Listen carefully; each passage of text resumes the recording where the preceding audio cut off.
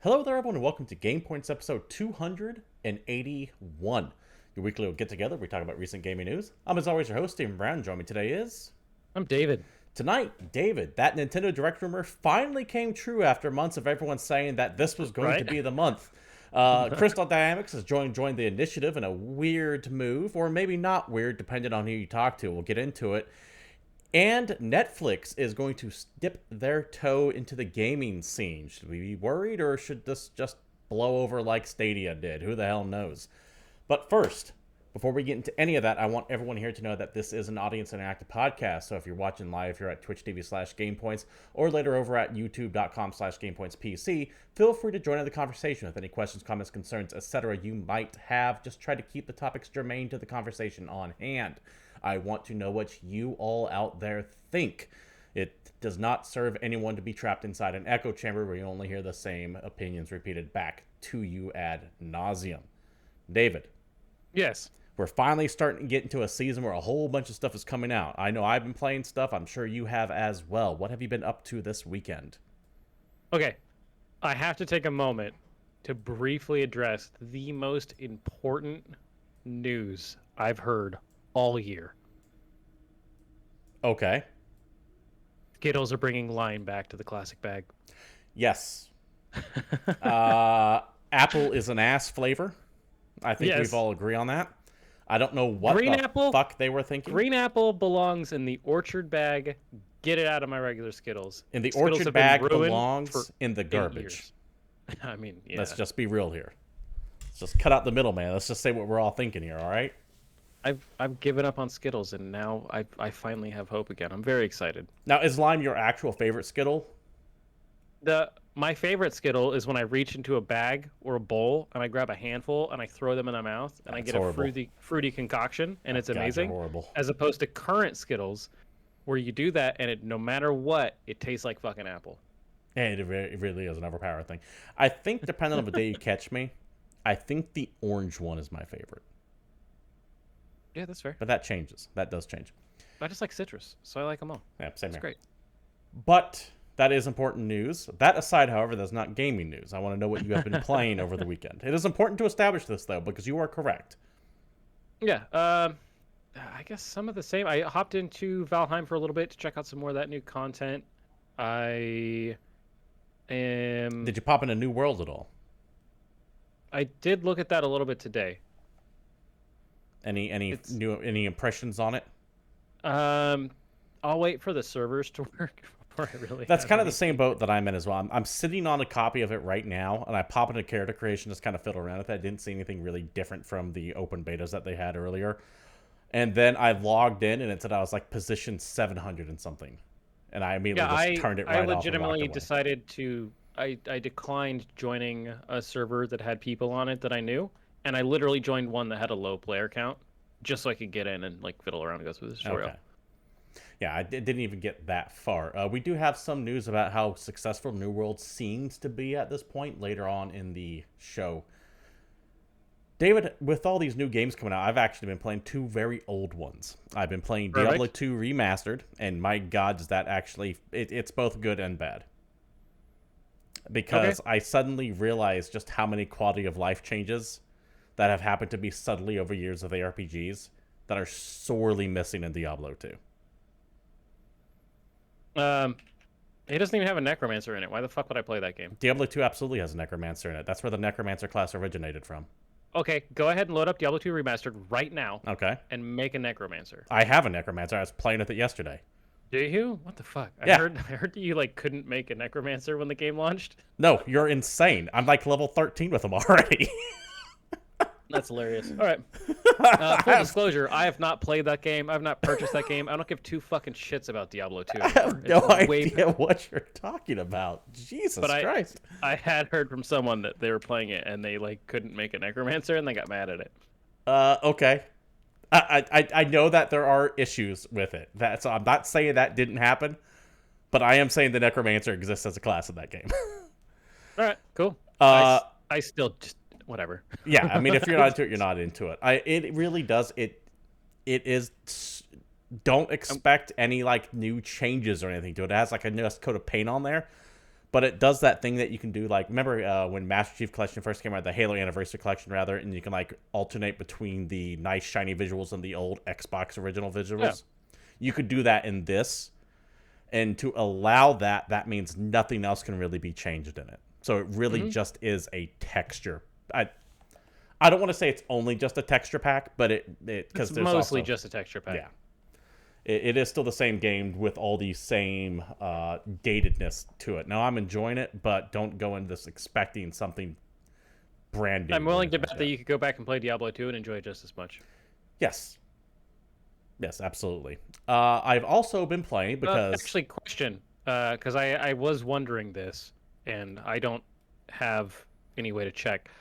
Did they remove any ability... Well, I guess there probably wasn't a way to buy Diablo 2 from Blizzard or Activision. Hold on, I could actually find out. Well, you know what? That is a good question. That is a valid question. Because I'm going back to the Warcraft 3, where they no longer allowed you to buy that game, and they would only let you buy the remastered edition. Is that the same thing as with Diablo 2? Pretty sure that you are still allowed to buy the old one. The problem is, I think I already have the old one, so it might not even show up.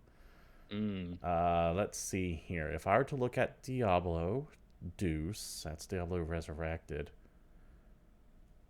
What have I been playing this week? Well, I remember. I know what I've been playing, Steven. I finally remembered. You know what? I don't have an answer to you on that, and I don't feel like spending a bunch of time trying to track that down. But that is a good question. I'd be very curious. What have you been playing? Started Dark Souls over. Oh, nice. It is the 20th anniversary, I believe, of Dark Souls. By the way, it's less that and more. Well, Elden Ring's supposedly going to come out sometime Q4, so I guess I should probably play through 1, 2, and 3. Also, and I guess if I'm going to figure that out, I should maybe start it now, in case I decide to do, anything else. I'm wrong, by the way. I don't think I meant Dark Souls. I think I meant Demon Souls. I think it's the 20th anniversary of Demon Souls. That makes more sense. And you can buy Diablo 2 as well. It's currently $10 right now. Okay, cool. Yeah. So look at that. You can buy that and save $30. And I also do plan on doing what you're doing, where I'm going to go through and play Dark Souls 1, 3, and then Bloodborne before Elden Ring comes out. You're just not going to play 2? That's funny. No, not at all. No. Anyways, back to what we were playing this weekend. A lot of Diablo 2, and because what is old is new again, a hell of a lot of ActRaiser Renaissance. Oh, yeah? A game that came out of nowhere. It is excellent. I'll get into more detail about that when we get to that segment of the news. Which right about now. Is right about now. Of course, the biggest topic of the week is that Nintendo Direct. 40 minutes happened last Thursday, and it was... I felt it was satisfying with a lot of glaring omissions. David, what did you think? It's fine. It's fine? Yeah. Right. There's nothing that blew me away or surprised me. It's cool. Really? Thanks, nothing surprised you, given well, we already talked about ActRaiser, just ActRaiser coming out of nowhere? Cool. That's exciting for you and some other people that are your age. You just don't care. Fair enough. There is a little bit of an age difference between the two of us. Yeah, dude, I didn't play ActRaiser. I don't know anything about that game. I know a lot of people are really excited. The only thing that was most interesting, well, we'll get into it. There's a couple things that were cool. Right. Well, let's start off. We are going to be... Normally, we only do a quick sum up of what happens here, but this one I'm going to be somewhat comprehensive on. So there may be one or two things omitted. First up, they showed an announcement for the new Monster Hunter Rise expansion called Sunbreak. Mm-hmm. It was more or less just a CG trailer coming out sometime over the summer of 2022. There will be more details about this game revealed at Tokyo Game Show, which is happening this week. Do you have anything at all you want to add to this? Because you're between the two of us, you're the Monster Hunter. The only part of that trailer that actually mattered is that when it said summer 2022, it said simultaneous update for Switch and the launch on PC. Oh, it did say launch on PC. Okay, I totally missed that. Yep. All right. So do you have an interest in Monster Hunter Rise at all? I mean, when it comes out on PC, I'll probably eventually play it. Now, isn't this supposed to be more like an original Monster Hunter compared to Monster Hunter World? This is more like the... Yes, but I've heard that they did implement a bunch of the quality of life fixes. Okay. So we'll see. Okay. I am just not that dialed into this franchise. I played World. I really liked it. I played it. If they make a World 2, I will certainly get back into that for sure. I like Yeah, my time with it. I've got literally thousands of hours in the franchise. I'll play it eventually. I just didn't want to play another one on a handheld. Yeah, but this is definitely your jam over mine. So glad to know that's coming. When I first saw this, by the way, I actually thought it was a horror game. It was very dark, very spooky, and I was like, "What the hell Yeah, is this?" the castle they use in the trailer is a little gothic, so it's interesting. I was confused. Next up, Mario Party Superstar had a little bit of news on that. They essentially announced a couple more of the Mario Party 64 boards that will be coming to the game, and it releases October 29th. Nothing really new there. Next up, though, this was... I've been ruminating on this for a while now, and I still don't know how I feel about it. Voice of the Cards, The Isle Dragon Roars. Horrible name. Now, that is a terrible fucking name. Just flat out. Absolutely awful. I think this game looks tight. But the people that are making it is essentially, it's Yoko Taro and his crew, the guys that make Nier, Drakengard, all that good stuff. So I expect great things from it. Additionally, the soundtrack to this it sounds like it's been lifted from those games. So I wouldn't be surprised if it was set in that same universe. Why not? In some way, shape, or form. I think this game looks tight. I just a bad name's a bad name, but who cares? Yeah. Everything is 100% told through cards. The people, the environments, hell, even the story itself. You're flipping cards over and reading text, or you move on the map and more cards flip over, and it's like here's a mountain and forest. It really looks like a digitized board game that's card based, right? Yeah, but it's somehow telling you a story. Like, I don't know. I think it's kind of cool. Think of something like the Seventh Continent or other of those tile based games where you're flipping over tiles as you're moving, and this really invoked that imagery. This is coming out very quickly, too. October 28th. Cool. So I'm really, really, really looking forward to this. I have high hopes for it, but goddamn, that name is just god-awful. Awful. Terrible. I wish they would name it something else. Though, with that name, Voice of the Cards, something, they're clearly setting this up to be a long-standing franchise where they'll have Voice of the Cards, the Dark Master dies, or some shit like that. And I mean, depending on how this game does. Voice of the Cards, the sun falls. The sun falls. That's I don't write video games. I don't know what names are. Voice of the Cards, Timmy. Okay, yeah, sure. Anyway, next up, something that's pretty exciting, right? Hyrule Warriors Age of Calamity is getting an expansion pack, expansion pass Guardian Remembrance. And for those who haven't played, Hyrule Warriors is a Musou or Dynasty Warriors version of the Zelda franchise. That's really, really damn fun. Yeah, I played the first one. I haven't. If you like finished mashing it, but one button to attack and getting superpowers and fighting literally hundreds of bad guys in your action games, this is the franchise for you. Especially if you want a Zelda skin. I believe you and I both fall into the same category of we just get that craving for the spectacle of decimating thousands of people. Dude, sometime I want to see my kill count in the game hit over 1,000. Yeah, and this just the tickles ridiculous that itch, for sure. dialogue that comes with any of these games. Always funny. The first one, surprisingly good. Haven't touched Age of Calamity yet, but it is on the list of things I do eventually want to get around to. Way too much stuff to do in these games. That's way too much. Why I don't know if I'll get to it anytime soon, because it's so daunting. It's just, I know I don't have the time to actually get deep into it, but that expansion is coming October 29th. Rather, the second half of the expansion pass, I should say. Mm-hmm. How do you feel about this next one, David? Looks like a thing. Chocobo GP was announced. This is a Chocobo kart racer. Y'all remember Chocobo Racing back in the day? Was that PlayStation 1 when that came out? I think so, yeah. A very, very old franchise. This seems to be a reboot of it. Looks to be a Switch exclusive, and this is more or less Mario Kart with a Final Fantasy skin slapped right on it. So instead of picking Mario and Toad, you're picking Black Mage, White Mage, Chocobo, Mog, etc. You're shooting fireballs instead of blue shells and all that good stuff coming 2022. I mean, it's cool and all, but it has to exist on a system that already has Mario Kart. Yeah, I have Mario Kart. I don't know. No way this game is as good as that game. It just isn't. It falls in that same category of why most collectible card games tend to fail. Because when they come out, they're inevitably compared to one of the big three, Yu-Gi-Oh!, Pokemon, or Magic. And God forbid if you're charging those prices, because people are going to go, why am I spending this much money on a pack of this unknown card game when I could just go buy a Magic card or something like that? And Yeah, it just it's the same thing that happened to MMOs and to MOBAs and to every other little thing. Yeah, so good luck, and I'm willing to bet that they're banking on the Final Fantasy name to kind of carry this over. But I remember watching this trailer just being extremely underwhelmed. Yeah, because it did not even come close to looking as entertaining as Mario Kart. Next up was something that I would normally be mad at. The Smash Brothers final character reveal was announced, saying that they're going to talk about Smash Brothers final character on October 5th. Now, David, we typically hate trailers for a trailer. Yes. But it's kind of nice of them to say, hey guys, we are going to give you more information on Smash Brothers. We're not doing it now. Yeah. Like, hey there, Mike No Play. Good to have you, by the way. That's nice of them, right? Because there's going to be people that were mad about it or that were expecting it, and there still were, right? It didn't matter that they put this in there. They're addressing it. Actually save any face, but for the people that don't get mad at everything, they're like, oh, okay, that's fine. No, I thought this was smart. They're addressing that. Yes, there is information on Smash Brothers final reveal coming because people have been waiting for it for a while. They gave the day it's happening. As we said, normally we hate the teaser for the teaser, but this is going to be a 20-minute presentation because that's just how long the Smash Brothers shit takes because they show its moveset and they show some developer commentary on it. That would have been 100% out of place in a tight direct like this where they're just smashing through trailer after trailer after trailer.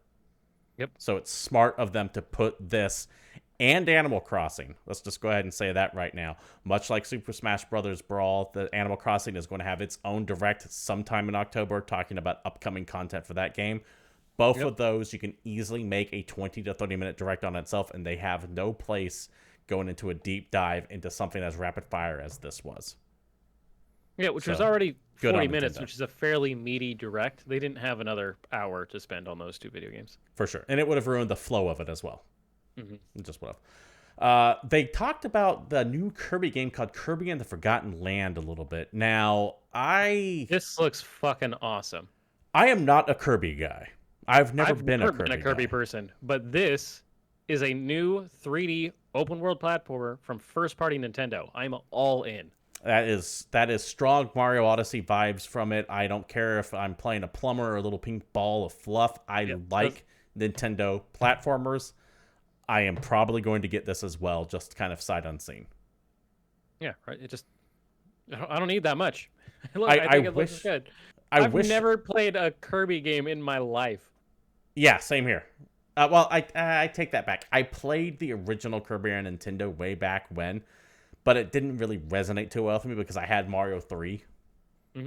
I mean, once again, going back to the Kirby because of Smash Brothers.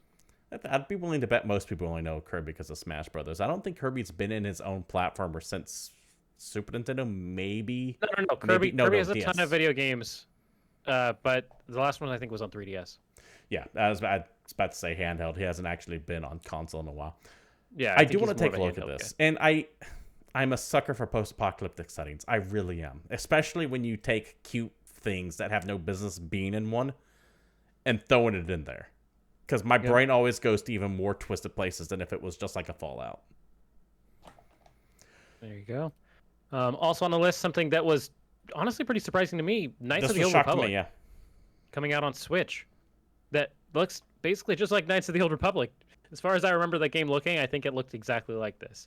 They could have changed the textures, but as far as I know, it looks exactly the same. I'm willing to bet this is a... It's one of those things where Go ahead. Your memory fills in what the game looks like, and so it looks like what you remember it to, even though it doesn't, which is how a lot of these remasters have been treating me. Yes. And then you actually go back and look at the original, and you're like, wow, it actually did improve a lot. Yeah. This is coming 11/11. I think this is also being made by Aspyr. That's the team that's making the Coda remake. Okay. I think that this... I shouldn't say being made by... I think it's being ported by Aspyr.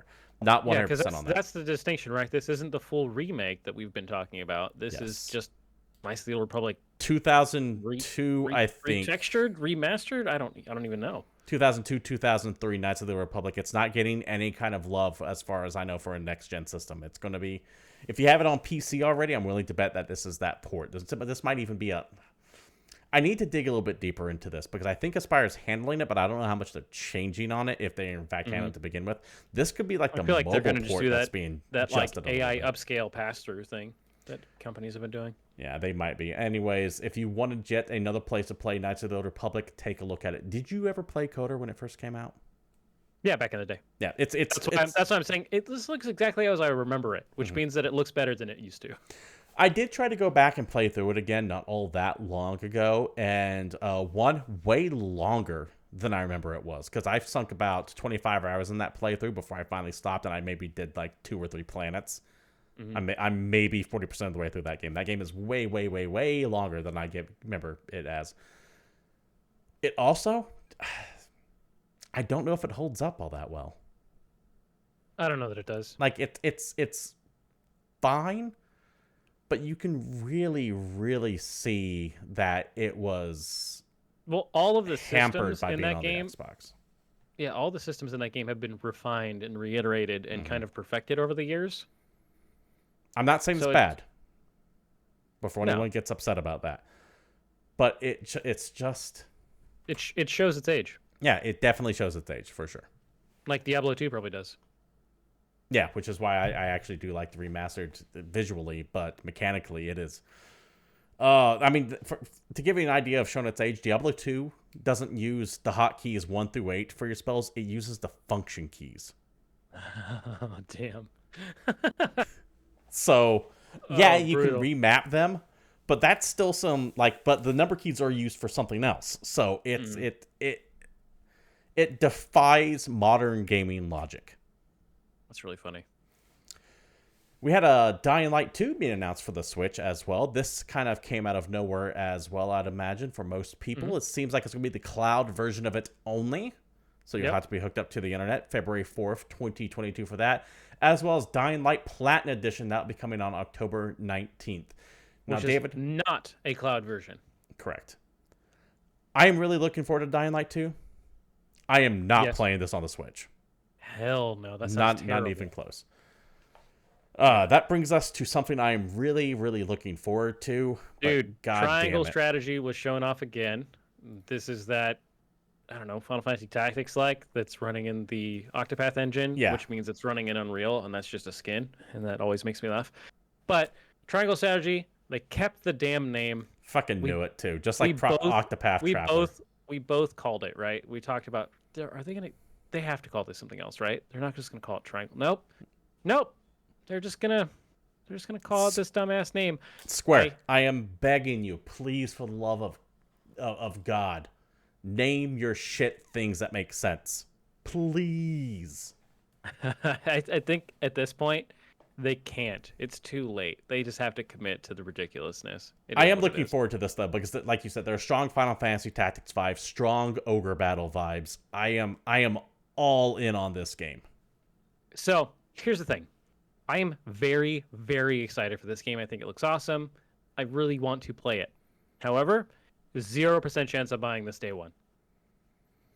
Because one of the things I want out of this game is a decent fucking story. And Octopath Traveler did not have one.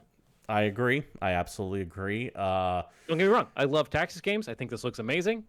Octopath is a fun video game, but I would like a little bit more out of it. I appreciate Mike No Play in chat. His ideal Square name would be Square Presents Triangle. And that actually, I did check a little bit right at that. David, let me tease you a little bit here. I know you're going to get excited for this idea. Now, I know we've talked about how we love the Octopath engine. We love this art style for games like this. Yes. We have waxed poetically about them making Final Fantasy VI in this engine. Yes. I have heard rumors that is on the table, but not likely to happen anytime soon, if ever. Yeah, right. I'm sure. But let me turn your attentions to another franchise Square owns. That would be served eminently well by this, which is one of the reasons why I want this to succeed very well, because it's a strategy game. But what if it didn't have a fantasy setting? What if it had a sci-fi setting with robots in it? Are you talking about Front Mission right now? What if? And just I need to calm yourself. Don't do that, Steven. Imagine a brand new Front Mission, or hell, even give us like the old Front, we never really got Front Mission 1 or 2 here. Redo those. Redo the Hoffman War with this look. Yeah, I'd play that sight unseen. I wouldn't have any issues with it. There are so much potential for this art style Yeah. that Well, because it kind of perfects that nostalgia that we have for Super Nintendo games. yeah, it keeps that visual look while bringing it to a modern day. I am so in love with this art style to this day that I want them to do all this stuff. And then we have this renaissance of shit that Square is doing. We're going to talk about another game that we talked about earlier that is, once again, them digging back into the old category. David, they're doing stuff that I wish so many other companies would and giving us their old shit again. Now, I still want new shit, but I don't want them to neglect the old stuff. And that is what Square is doing right now. And I am very excited for the future of Square because of it. There you go. Well, we'll have to wait and see. But yeah, I'm still excited for Triangle Strategy, even if it's got a ridiculous name. We'll see. We'll see what happens. We had some more footage on Metroid Dread. I really don't need any more footage on this, though. I'm already sold. It comes out not next week, right? No, next week. Friday on next week, the 8th. October 8th, yeah. I will absolutely be streaming that the Monday afterwards. I am really looking forward to Metroid Dread. Previews of it are starting to drop. They say it's legitimately like got some horror vibes on it, which is awesome, especially when you name your game Dread. What is your stance on this? It's got a nemesis in it. It does have a nemesis in this. So, but then again, so did Fusion. They had like the X virus or the X parasite or whatever it was. So I guess the way it all shakes out is this was originally supposed to be the sequel, but then the tech wasn't there, and they wanted Fusion to have more of this spooky thing persistently following you through the game. Yeah, the name Metroid Dread has been tossed around for years, many years. This is the same game they wanted to make all those years ago. It's just they finally got up. So I'm sure this game is going to be awesome. Is this something that you plan on picking up? I know you're a Metroidvania guy. I know that you enjoy this style of game. Yeah, I'll be there. Okay, I didn't know if you were a Metroid man, though. Yeah, well, I don't know. I haven't played every Metroid game, but has anybody? I mean... You, I guess? Yeah. I have played several Metroid games. I have not played all the Metroid games. Yeah, so, fun fact, I have never played a Metroid Prime. I've only played 2D Metroid. Here's the thing that I hate. I hate having to mention this, but Metroid fans have to be kept in check a little bit because we all think that this franchise is way more popular than it is. No, it's not.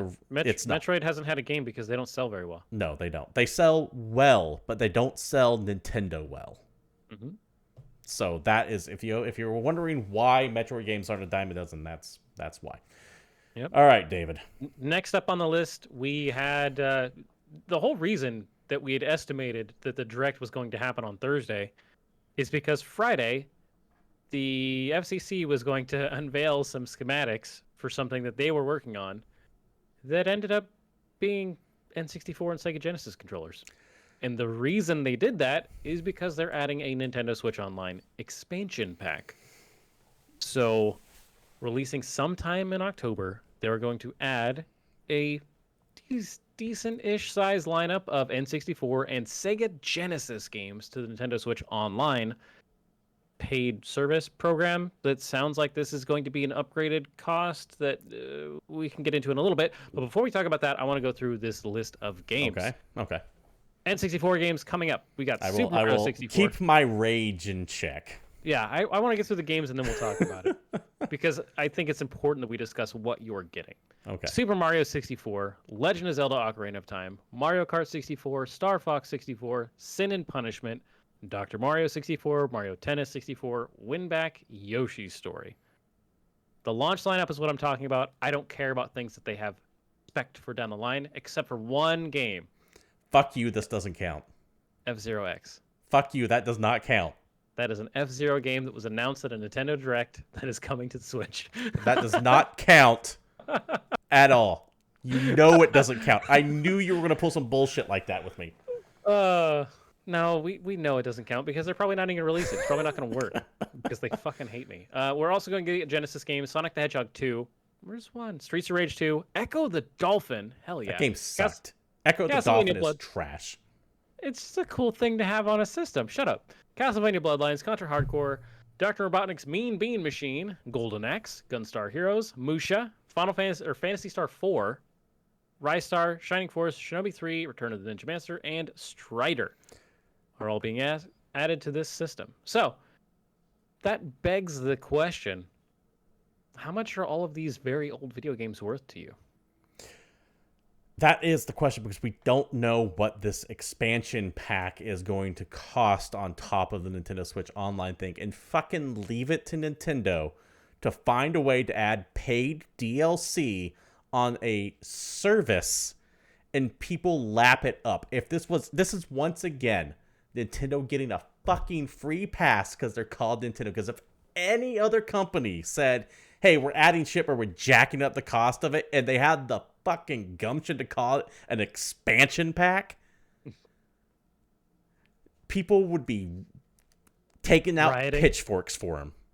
Yeah. But since it's fucking Nintendo, once again, they get a goddamn free pass on it. So we have no verification that this is going to cost you more money than your regular Nintendo Switch Online account.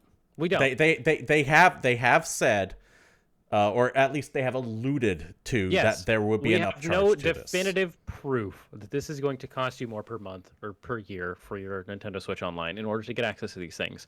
It seems like they are going to do it, which is a little weird considering that people have been paying for this service mostly for some Nintendo and Super Nintendo games that get drip-fed content, and it's not content anybody wants. So while these are pretty solid starter lists, there's a bunch of stuff that people are going to want to play. Yeah, and something to keep in mind, too. There are two things to keep in mind. One, when it says, here are the Nintendo 64 games coming in the future, and they give that list of a bunch of Kazooie, Pokemon Snap, etc., that could take them 5 years to roll them all out at the rate they're going.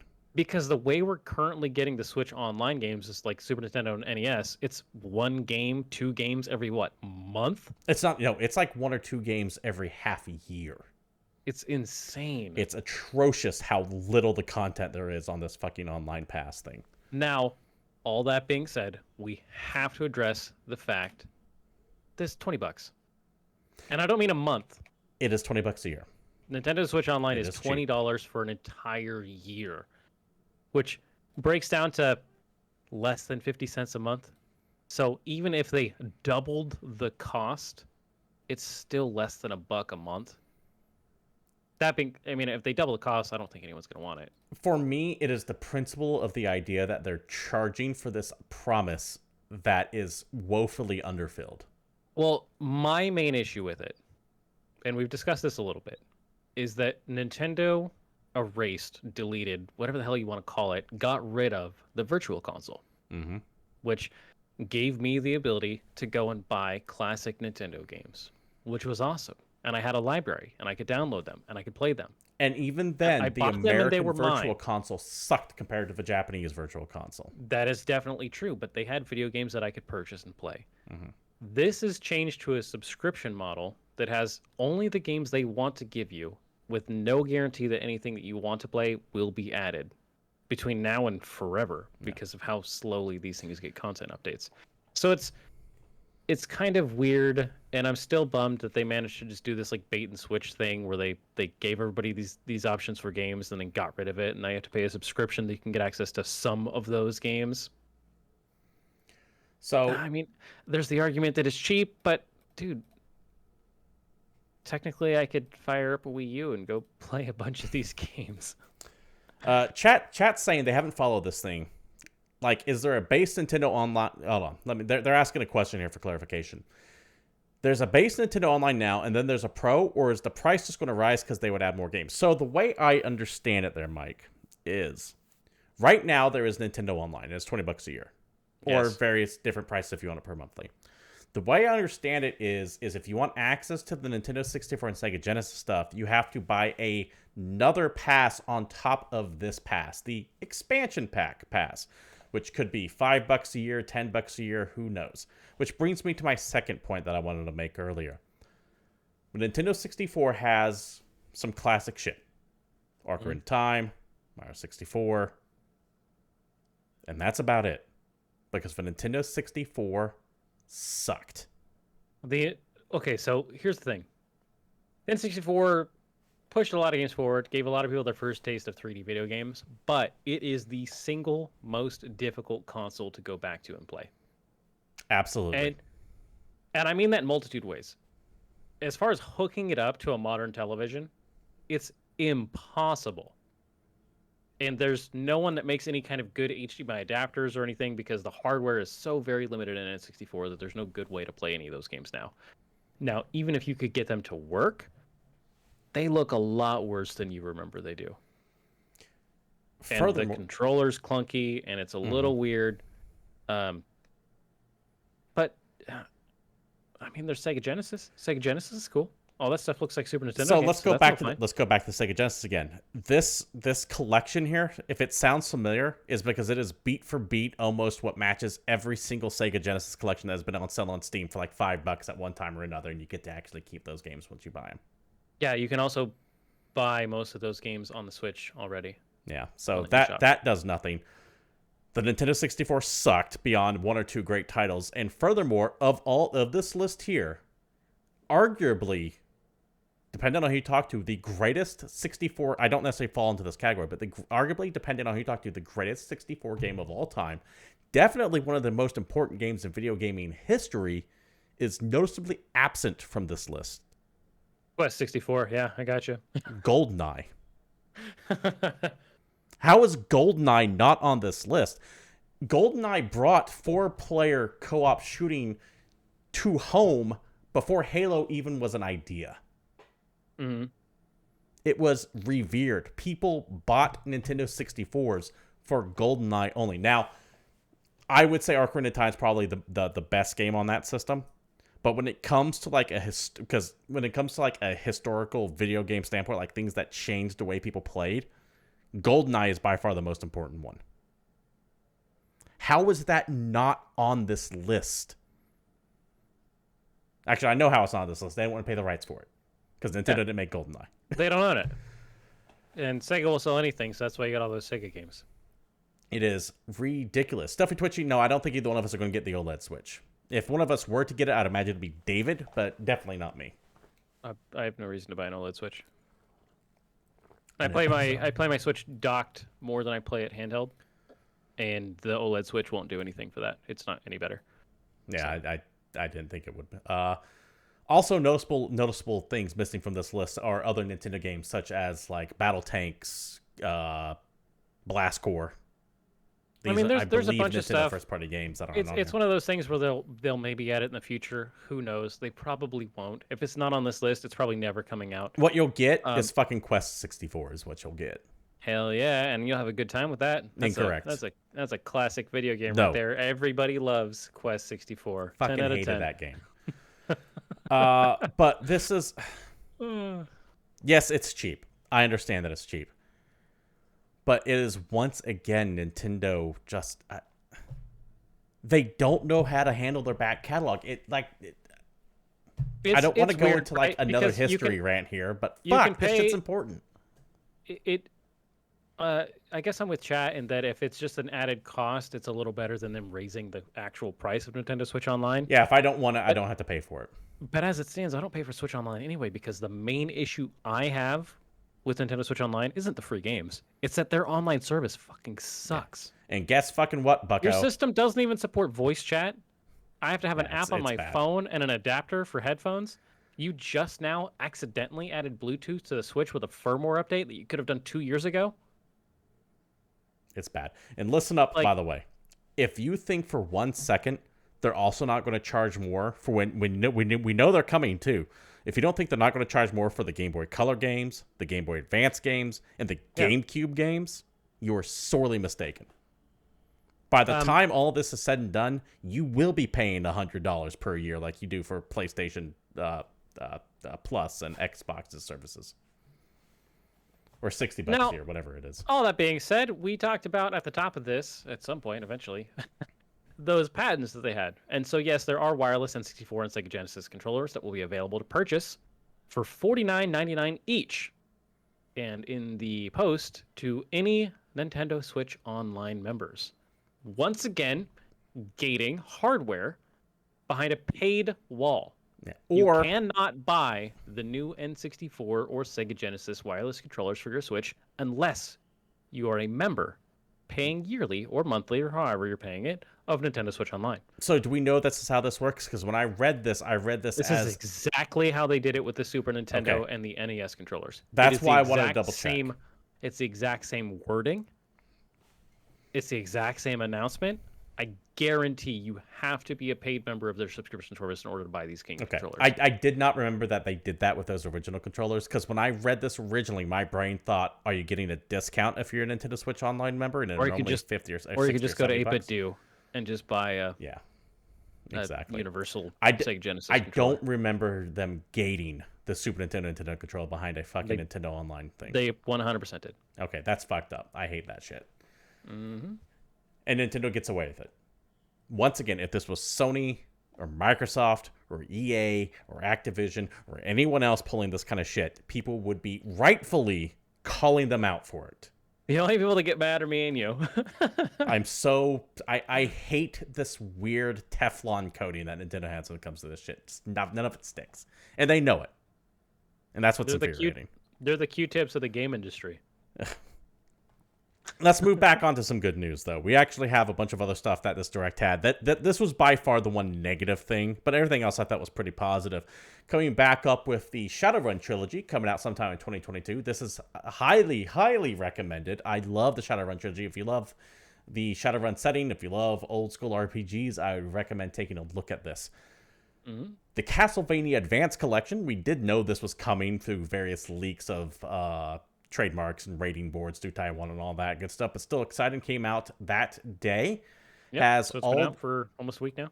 Has all the Castlevania Game Boy Advance games on there: Circle of the Moon, Harmony of Dissonance, and Aria of Sorrow, which are bangers because they're essentially the successors to Symphony of the Night. I see you just leaving Dracula X off the list. And Dracula X. I was about to mention that, but that plays differently than the other ones. One of those things is not like the others. That's fair, but this is a pretty bomb collection. It is. It is a great collection. I highly recommend that as well. It is what essentially established the Metroidvania as an actual term. Symphony of the Night was a one-off fluke. These hammered it home that it was not. Mm-hmm.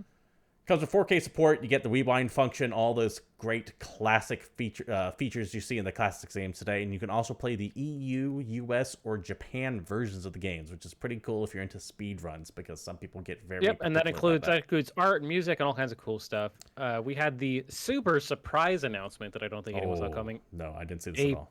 A remaster remake of ActRaiser called ActRaiser Renaissance that was also released day and date of the Nintendo Direct, which I hear you've been having some fun with, eh, bud? This is fucking excellent. ActRaiser is one of my favorite Super Nintendo games. Also came out on Steam, not only on the Switch. Yes, and I believe Sony and Xbox and all that good stuff as well. I'm not positive on those, but I've been playing it on Steam. This is excellent. I've been playing it all weekend. This is straight up old school ActRaiser. This is what ActRaiser 2 should have been. This is what Soul Seraph should have been. And when I say it is ActRaiser, I mean it is ActRaiser. It plays... Well, yeah, it's the same game with a whole bunch of shit added to it, though. So they didn't change what was in the original Combat's a little game. different, right? No, combat's still mostly the same. A little different and mostly the same, I think will work. well, hold on, because I don't want to say it's... ActRaiser has two distinct phases. Yes. There is your 2D platforming action phase. Mm-hmm. That's relatively untouched. It's the city builder phase that has significantly changed, where you have your city builder like normal, but you also have like this tower defense waves that come in every now and then, and they've actually added some RPG stuff to it. We have various quests you have to do now as well. They took the base game ActRaiser, everything from the base game of ActRaiser is in this, and then added more to it. They've taken nothing out and only added on top. It's like they made a ActRaiser expansion. Mm-hmm. And goddamn, am I excited to see this. I love the fact, too. I saw this and I got a little excited. When you start it up, you know you have your copyright stuff on here. Normally, this would just say copyright Square Enix, whatever. This credits also Quintet. Now, Quintet is a studio that eventually got absorbed by Enix, but they made some of the greatest Super Nintendo games of all time. And the fact that they are mentioned in this, I think, is the first time they have been mentioned as a company in a decade. Or more. But Quintet, to give you an idea of what else they made Soul Blazer, they made Illusion of Gaia, they made the Game Stream Saga, they made Terra Enigma. Terra Enigma is also an enigma, not to be too on the nose with that, in that they created a fully functional English version of the game and never released it in America. Wow. It was European only for some reason. Never made it across the states, but it's 100% translated in English. No idea why it never came over. But seeing that quintet name makes me think, it kind of made me think for a second that they might be doing remakes of these other games as well. And this is what makes me excited for Square overall. Because you weren't here when the NVIDIA leak happened, where some of those games are very clearly happening, some of them aren't. But on that list were some Square titles, including things like a Chrono Cross remake. Mm-hmm. I think Square has finally realized the value of their back catalog and are not just making shitty mobile phone ports of Final Fantasies anymore. I think you're going to start seeing a cranking out of Square Enix's old catalog with They're finally realizing they can make money. The Final Fantasy VII remake, ActRaiser Renaissance, this other shit that you're seeing. I think you're going to see a massive influx of Square's old properties, hopefully done with the care that this ActRaiser Renaissance. It's not even like it's an extravagant remake. It's just good, and it keeps the vibe to it. So now the door is open to like a fucking Parasite Eve remake, a Xenogears remake, a fucking Front Mission remake. The door is open to all of that now. Yeah. I mean, I'd be pretty excited for a few of those things. Let's be real. Yeah. David? Yes. They mentioned, we're getting a little long on time here, so I'm going to quickly mention that they mentioned Bayonetta 3 and Splatoon 3, things that we knew were coming. They're both supposed to be coming sometime next year. Mm-hmm. There is absolutely nothing on Breath of the Wild 2, which was shocking.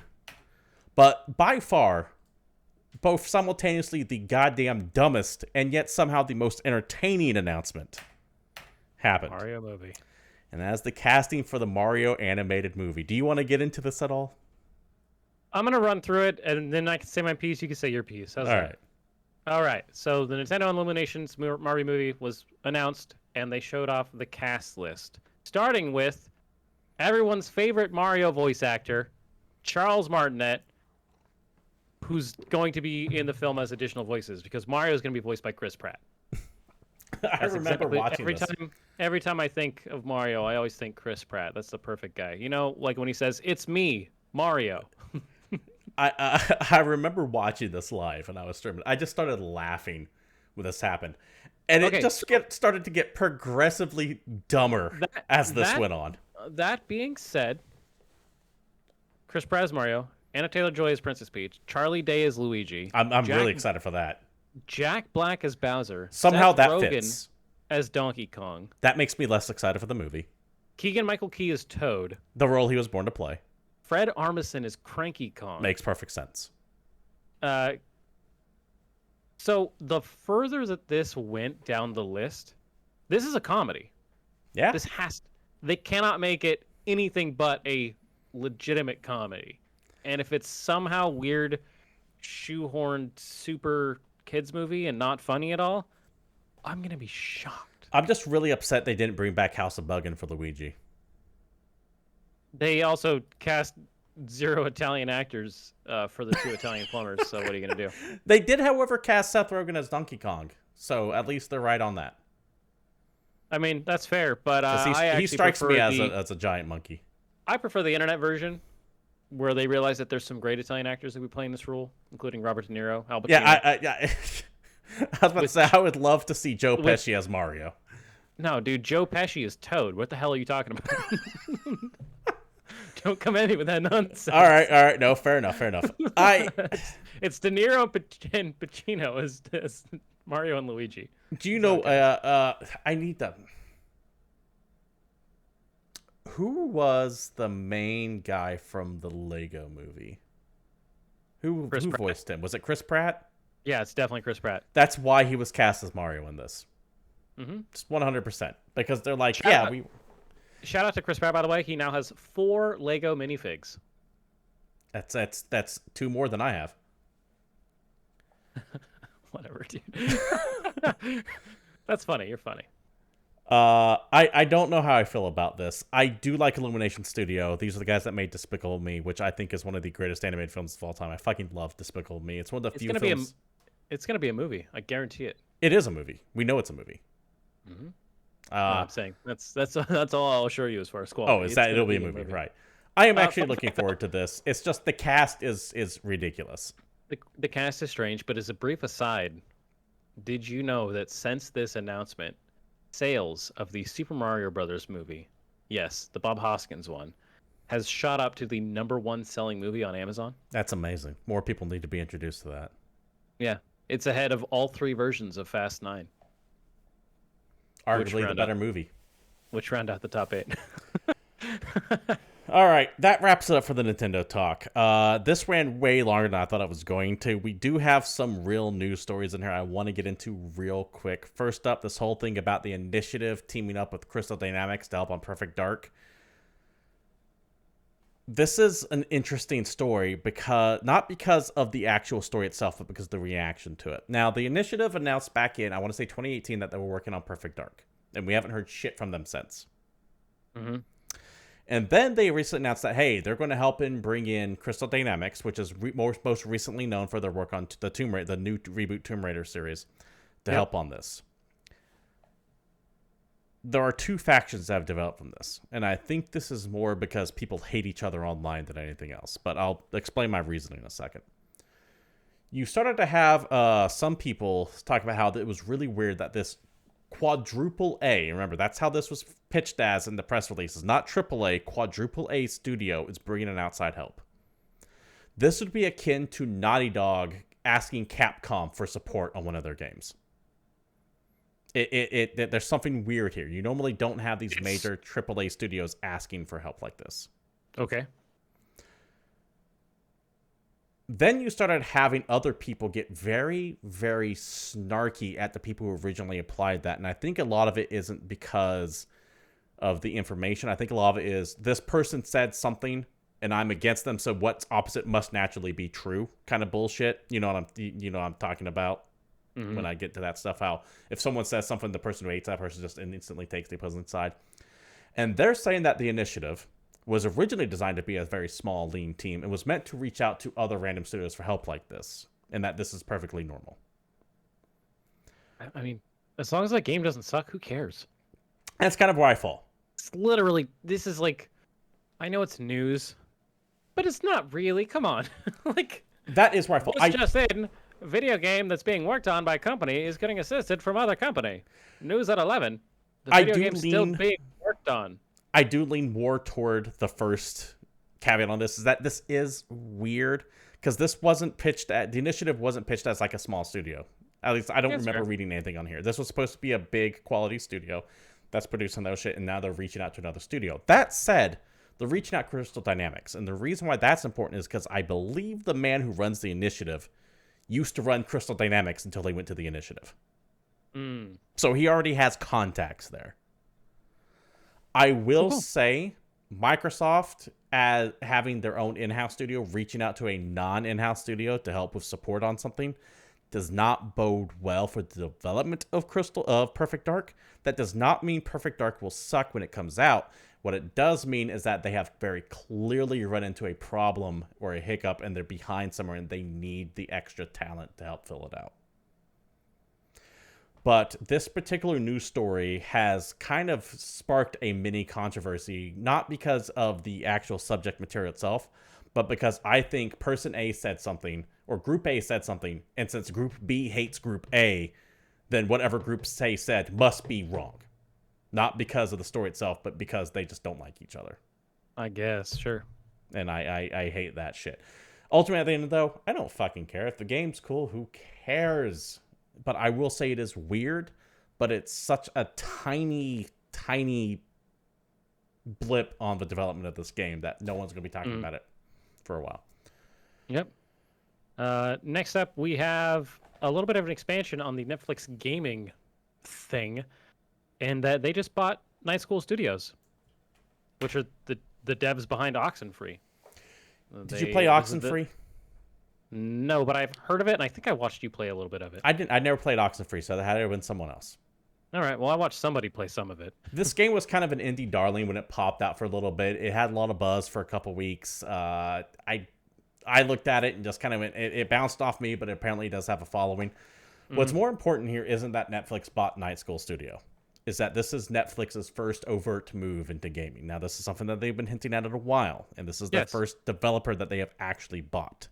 Yep, and they want to add it to the actual Netflix service as something that you just have automatically with that subscription fee that you're already paying, which is kind of neat. In fact, from their press release from Netflix, we'll continue working with developers around the world and hiring the best talent in the industry to deliver a great collection of exclusive games designed for every kind of gamer and any level of play.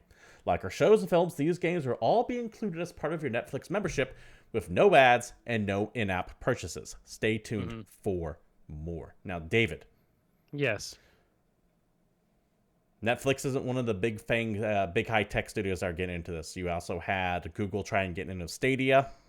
Do you think that this is going to be one of those things where over the next couple of weeks we're going to get bombarded with announcements from Netflix, or is this going to be like a one step at a time kind of thing? I think it's going to be a very slow trickle. I think they're going to work with this. They're going to need to get some things out. I don't think they're going to go whole hog and just start buying studios like crazy.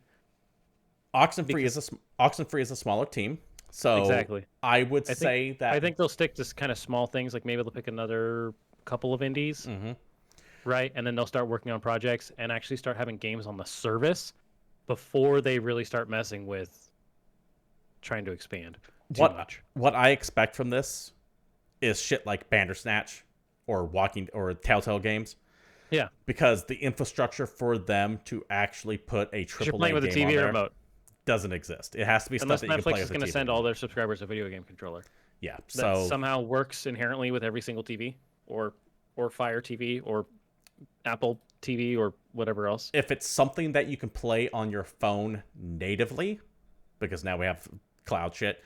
If it's something you can play on your phone natively, then you can expect that on this kind of a service.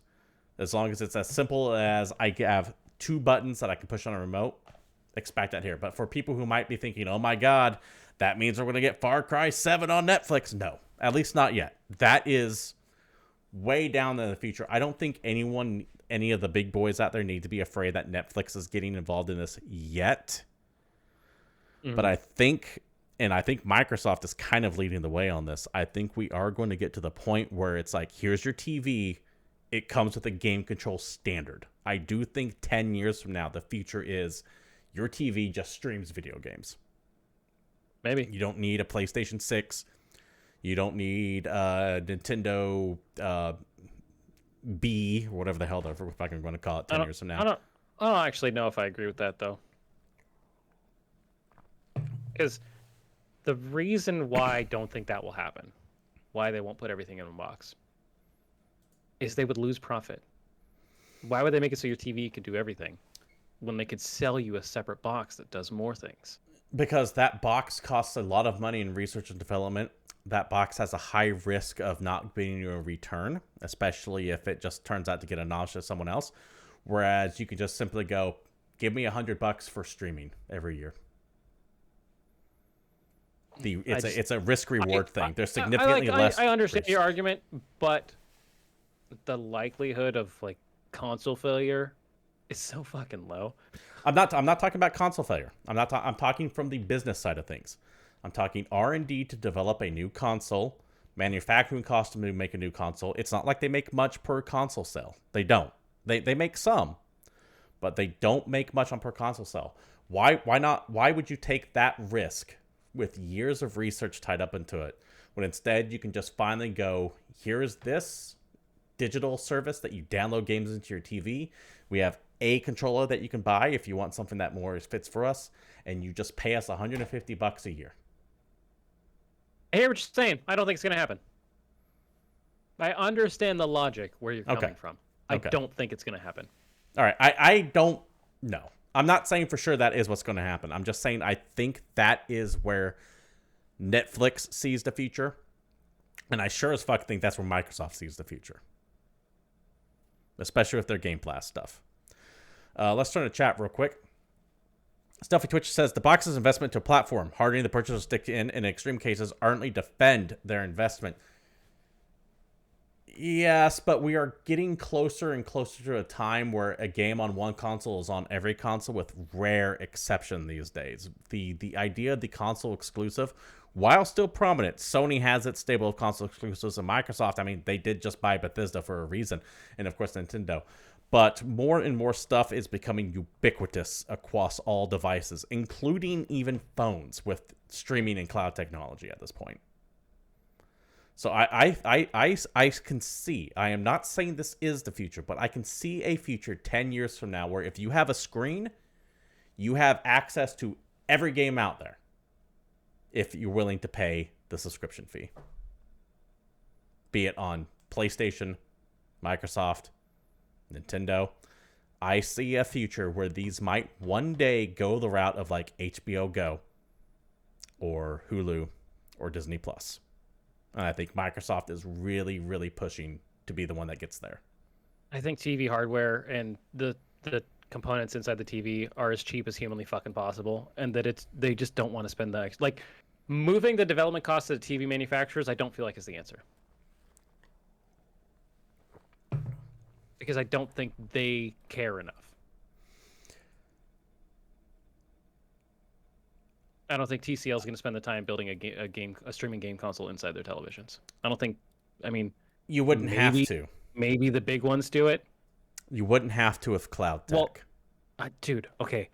TVs have the literal cheapest, shittiest Wi-Fi radios in them. Mm-hmm. You can't fucking cloud game on a TV. Unless the tech gets there, which not now. It's not. And that's why I'm saying. That's why I'm saying 10 years from now. I'm not saying this is happening within 2 or 3 years. This is like a decade plus from now. It is what it is, man. I'm over it. It's 9:00. Let's wrap this shit up. We have one upcoming event this week, by the way, Tokyo Game Show, as we talked about earlier. That will be happening Wednesday, September 29th to Sunday, October 3rd. Insert nice transition to new releases, and then David, what do we got to play this week? I'm going to read a list of video games to you, and I'm not going to go on anything because it's 9:01. It is late. Away, the Survival Series comes out for PS5, PS4, and PC. It's a third-person atmospheric exploration game where you're playing as a sugar glider. Looks pretty cute. Lemnis Gate hits PS5, PS4, Xbox, all of them. PC, this is a time manipulation arena shooter, so think of a competitive first-person shooter where everybody's playing as Tracer from Overwatch. The Amazon MMO... It's a Splitgate clone. No, because Splitgate is Quake meets Portal. This is everybody is playing as Tracer from Overwatch. If you don't understand the difference between those two sentences, I can't help you. Yeah, I'm an idiot. I'm thinking like Symmetra with her Portal shit, where she can go through things. There you go. Sorry. The Time Girl. Yeah. The Amazon MMO New World finally came out. That hit this week. It's got severe server issues, but it is also destroying concurrent player accounts on Steam, so go those guys. Unmetal is the only thing I actually care about this week. This is that top-down... It looks like Metal Gear 4, and I don't mean Metal Gear Solid, like an old-school Metal Gear game, but with way more humor in it on Switch and PC. Connect Tank is PlayStation, Xbox, Switch, and PC. This is a top-down strategy co-op multiplayer game that kind of gives me Overcooked vibes, except for you're trying to build a tank. Yeah, never mind. Right? I was going somewhere with it, and I don't remember. Outer Wilds Echoes of the Eye hits PlayStation, Xbox, and PC. I don't need to look this up. It's an expansion to Outer Wilds, which is a super fucking cool video game, so you should just play it anyway. In Sound Mind hits PlayStation, Xbox, and PC. This is a first-person psychological horror game with original music by The Living Tombstone. This seems like something that you might play. A Juggler's Tale hits PlayStation, Xbox, Switch, and PC. This is a story-rich fantasy game starring like puppets, like marionettes, right? Mm-hmm. Where you're actually controlling a character that's got strings above them, and everybody's got strings, and it looks kind of neat. Toy Soldiers HD is a remaster of the old Toy Soldiers game. PS4, Xbox One, Switch, and PC. Strategy war game where you're commanding antique World War I toy soldiers in the trenchfield battlefields of Europe, but it's all toy dioramas, so it's kind of interesting. Melty Blood Type Luna hits PlayStation, Xbox One, Switch, and PC. This is a 2D fighter, the latest in the Melty Blood series. While this may not mean anything to you, there's a whole bunch of people that are very excited for this. This is a new 2D fighting game. And Drive. I remember watching Tsukihime back. It was the anime based off of this. Oh. And it wasn't that bad. I never did that, but I know that these video games don't suck. Aeon Drive hits PlayStation, Xbox, and Switch, and PC. This is a precision platformer that I think looks fucking awesome. Precision platformers, if you don't know, think like Celeste, Super Meat Boy, stuff like that, right? Very tight controls. Cyberpunk landscapes. It's got solo, 4-player co-op. I don't know, it looks rad. Unsighted hits PS4, Xbox One, Switch, and PC. This is a top-down isometric Metroidvania, Huh. which is kind of cool. You're looking at this vast city, you're trying to figure stuff out, but yeah, you got like an action Metroidvania from a cool perspective. Hot Wheels Unleashed hits the PlayStations, Xbox, Switch, and PC.